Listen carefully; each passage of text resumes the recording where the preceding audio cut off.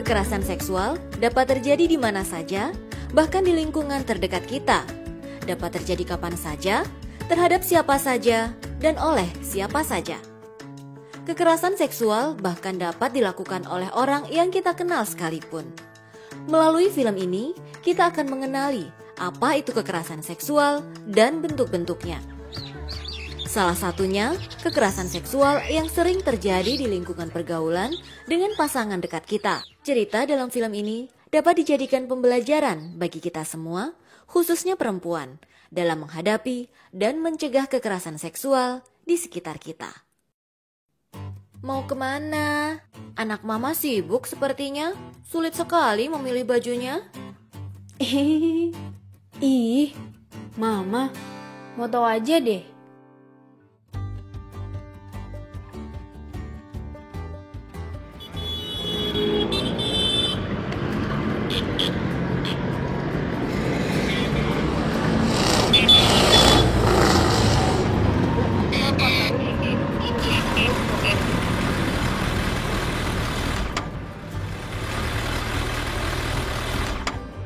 Hai Biko, mau kemana? Hai Soman, saya kira siapa? Biasalah, mau malam mingguan ke rumah Mela. Oke deh, sukses ya. Ma, Pa, Mela pergi dulu dengan teman ya. Iya Mela, hati-hati di jalan. Iya, Ma. Mari Bu, saya pergi dulu dengan Mela. Semoga tidak terjadi apa-apa dengan Mela, karena ia pergi dengan laki-laki yang belum dikenalnya dengan baik.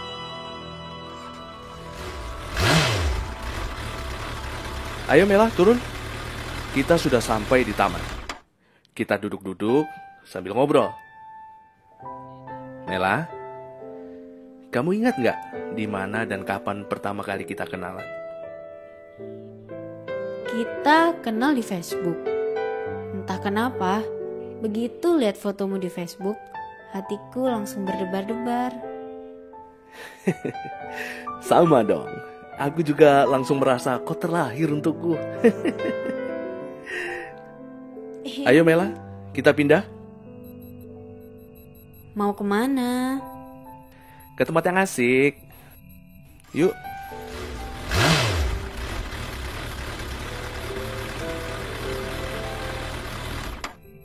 Masuk sayang. Kok sepi di rumahmu?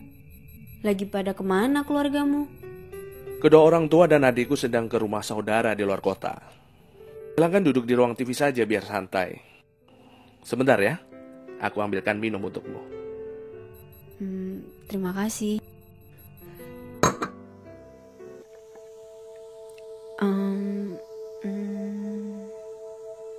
Kalau kamu sayang sama aku, kan gak apa-apa. Ini bukti cinta kita.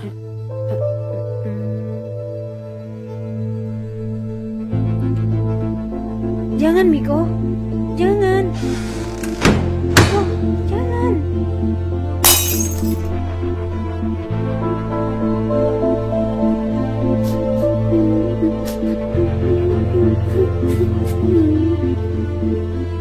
Sudahlah. Ini kan biasa terjadi kalau orang berpacaran. Antarkan aku pulang. Antarkan aku pulang.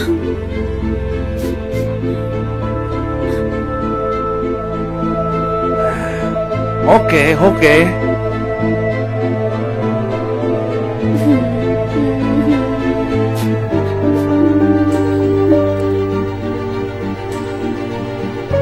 Ada apa nak? Kenapa mengurung diri dan termenung? Enggak, Ma. Enggak ada apa-apa. Enggak apa-apa, Ma. Enggak ada apa-apa. Enggak ada apa-apa. Enggak ada apa-apa. Enggak ada apa-apa. Mungkin kita tidak menyadari, dalam cerita yang baru saja kita lihat, telah terjadi kekerasan seksual dalam pacaran. Dan pelakunya adalah orang yang kita anggap sebagai pacar kita. Sebenarnya apa itu kekerasan seksual? Kekerasan seksual adalah kekerasan atau pemaksaan untuk melakukan kegiatan atau kontak seksual di mana salah satu pihak tidak menghendakinya. Menyentuh organ tubuh perempuan tanpa dikehendaki perempuan seperti yang dilakukan Miko terhadap Mela adalah contoh kekerasan seksual. Berikut ini beberapa tips yang harus kita ketahui untuk menghadapi dan mencegah kekerasan seksual. Beranilah mengatakan tidak secara tegas terhadap sesuatu yang tidak kita inginkan. Jangan mudah mempercayai omongan orang terdekat kita, karena boleh jadi itu adalah rayuan untuk memperdayai kita. Ketika Anda mau menjalani sebuah hubungan dan berkomitmen untuk berpacaran, sebaiknya Anda mengenal dengan baik latar belakang dan karakter calon pacar Anda. Waspadalah jika kita diajak ke suatu tempat yang mencurigakan atau tidak ada orang lain selain kita. Terbukalah dan ceritakanlah kejadian kekerasan seksual pada orang terdekat yang dipercaya. Kenalilah bentuk-bentuk kekerasan seksual. Jangan takut untuk memberontak dan melawan, serta carilah pertolongan ketika kekerasan seksual itu terjadi.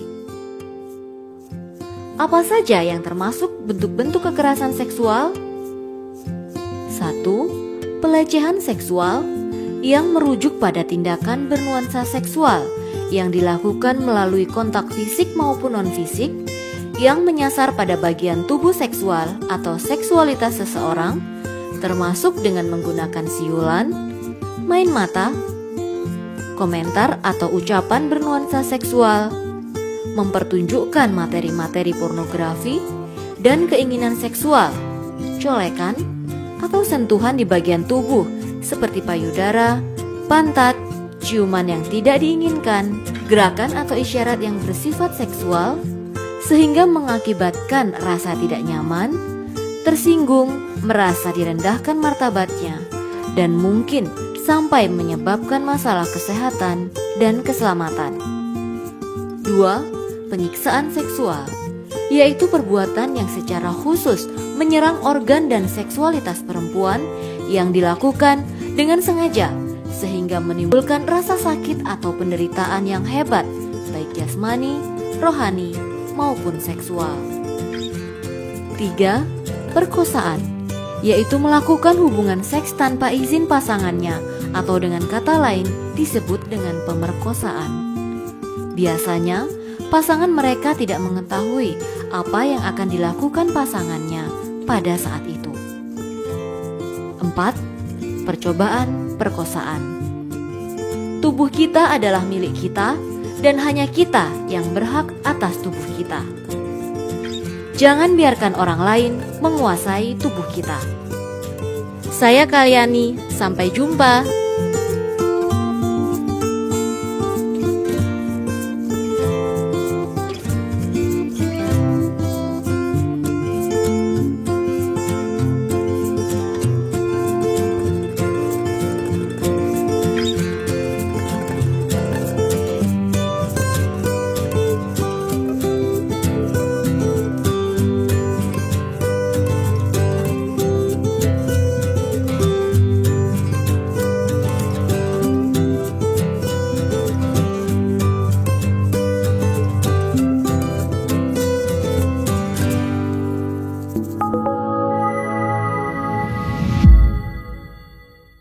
Halo teman-teman, tahukah kamu mempunyai 4 daerah pribadi di tubuhmu yang tidak boleh disentuh orang lain. Apa itu? Mulut, dada, bagian di antara kaki, dan pantat. Ini adalah bagian pribadi anak. Hanya orang paling dekat denganmu seperti ibu yang boleh lihat dan sentuh bagian pribadi, seperti saat ia memandikanmu. Atau seperti dokter yang memeriksa bagian pribadimu saat ada keluhan. Dan ini disebut dengan sentuhan aman. Selain itu, tidak boleh ada orang lain yang menyentuh bagian pribadi itu. Karena itu, jika ada seseorang yang memperlihatkan film atau gambar tidak senonoh, atau memaksamu melepaskan pakaian, atau memegang bagian pribadimu, atau memperlihatkan bagian pribadi seseorang di hadapanmu, ini disebut dengan sentuhan berbahaya. Jadi, apa yang harus dilakukan jika seseorang menyentuhmu pada bagian terlarang itu? Kamu harus berteriak, "Jangan!" dan lari minta tolong pada orang yang bisa dipercaya. seperti orang tua atau orang dewasa di sekitar. Dan beritahu mereka, dengan memberitahu orang yang bisa dipercaya, kamu bisa menghindari terulangnya kejadian yang buruk kepadamu atau kepada orang lain. Karena kekerasan terhadap anak dapat menimbulkan dampak psikologis trauma mendalam, luka fisik yang bisa berujung kematian, dan rentan tertular penyakit menular seksual. Selalu ingat ya, jika ada orang yang menyentuhmu dengan tidak senonoh, membuatmu jijik dan tidak nyaman, jangan diam. Jangan takut menceritakannya pada orang yang kamu percaya. Stop kekerasan terhadap anak sekarang juga. Halo semuanya, ini Rio dan ini Nina. Rio dan Nina baru akan menginjak masa puber atau pubertas. Kalian tahu apa itu pubertas? Yuk, perhatikan. Pubertas adalah waktu di mana tubuh anak-anak berubah menjadi tubuh dewasa yang bisa bereproduksi. Umur Rio dan Nina sama-sama 11 tahun. Tapi mereka tidak puber di saat yang bersamaan loh. Itu karena anak perempuan umumnya puber lebih cepat daripada anak laki-laki, yaitu antara usia 8 sampai 13 tahun. Sementara laki-laki umumnya puber di usia 10 sampai 13 tahun. Nah, saat tubuh kita siap untuk puber, kelenjar kecil di bawah otak yang bernama kelenjar pituitari akan mengeluarkan 2 hormon. Yang satu, hormon pertumbuhan. Hormon ini bikin kita lebih tinggi dan besar. Pastinya, tiap orang akan tumbuh dengan berbeda-beda karena perbedaan gizi dan faktor keturunan. Yang kedua, hormon gonadotrofik yang akan menyuruh organ reproduksi menghasilkan hormon testosteron dan estrogen. Tubuh anak laki-laki akan menghasilkan hormon testosteron yang akan membuat alat reproduksinya menjadi lebih besar serta mulai memproduksi sperma. Selain itu, biasanya akan muncul bulu di daerah sekitar penis, ketiak, kaki, dan wajah. Suara Rio menjadi lebih dalam dan mungkin muncul jakun di lehernya. Rio juga mulai lebih banyak berkeringat dan bau keringatnya menjadi lebih khas. Kayaknya harus mulai pakai deodoran nih. Selain itu, kulit Rio jadi lebih berminyak dan menyebabkan munculnya jerawat. Mungkin Rio juga akan mengalami hal yang terlihat seperti pertumbuhan payudara. Iya, payudara. Tapi biasanya ini akan menghilang dengan sendirinya dalam waktu 1 atau 2 tahun. Selain perubahan fisik, Rio juga akan mengalami hal yang disebut mimpi basah.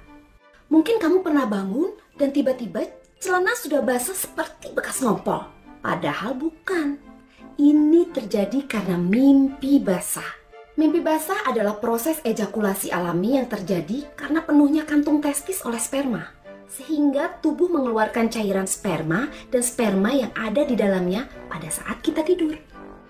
Gak perlu malu dan merasa bersalah. Ini bagian yang biasa dari pubertas dan tidak bisa dikendalikan. Pada umumnya setiap laki-laki akan mengalaminya. Cairan sperma dan sperma yang tidak dikeluarkan dari tubuh akan diserap kembali dan dikeluarkan lewat keringat. Nah, bagaimana dengan Nina? Karena Nina anak perempuan, tubuhnya akan menghasilkan hormon estrogen yang membuat organ reproduksinya menjadi lebih besar dan sel telur di dalam organ Nina mulai menjadi matang. Sel telur yang sudah matang akan dilepaskan satu persatu dalam proses yang disebut ovulasi. Sebelum terjadi ovulasi, dinding uterus atau biasa disebut rahim akan membuat lapisan tebal, bersiap menghadapi kemungkinan terjadinya pembuahan. Kalau sel telur ternyata tidak dibuahi, tubuh akan mengirim sinyal bahwa dia sudah tidak dibutuhkan. Sel telur larut bersama lapisan dinding uterus dan dikeluarkan dari vagina. Ini yang disebut dengan menstruasi atau haid.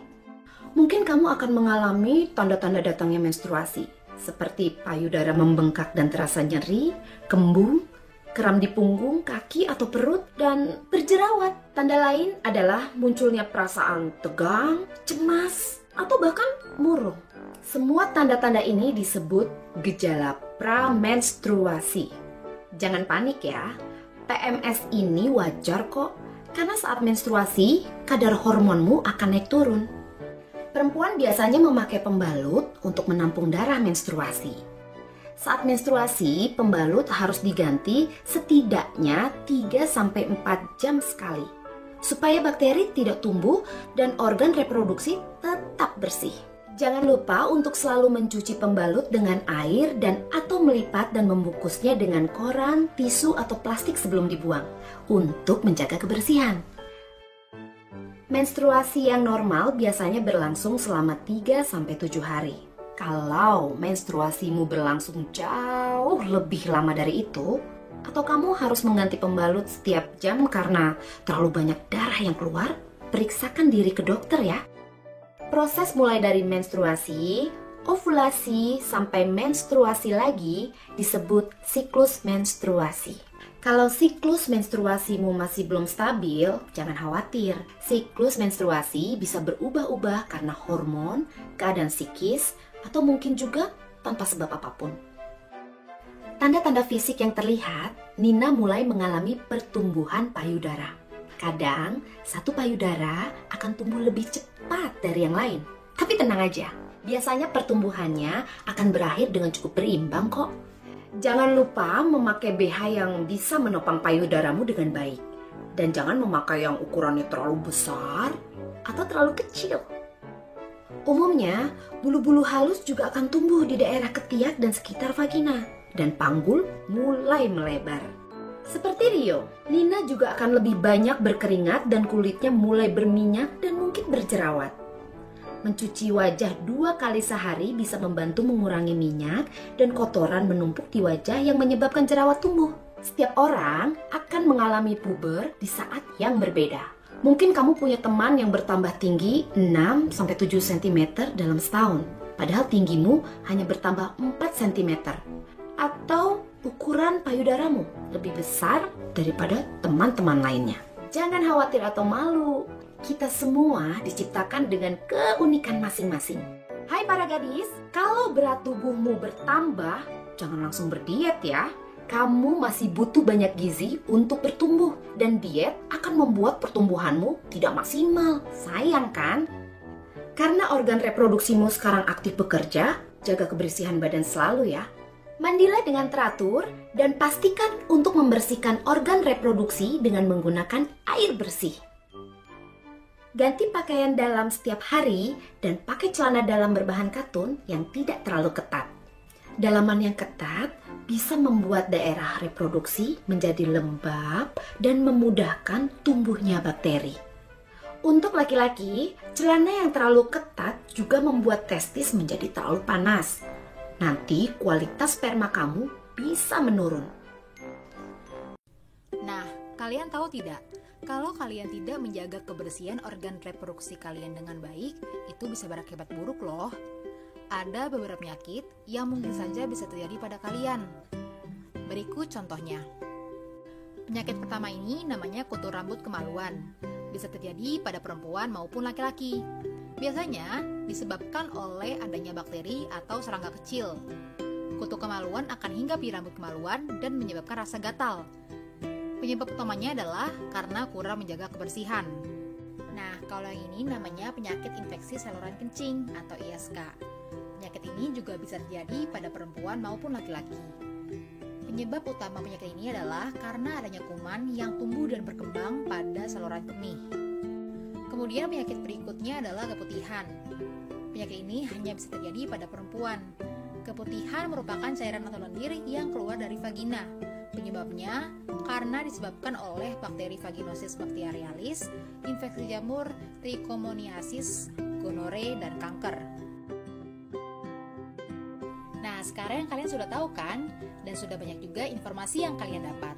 Maka dari itu, kalian harus bisa mengelola dan menjaga dengan baik kebersihan reproduksi kalian selama masa pubertas ini, agar kalian dapat bertumbuh dan berkembang dengan baik.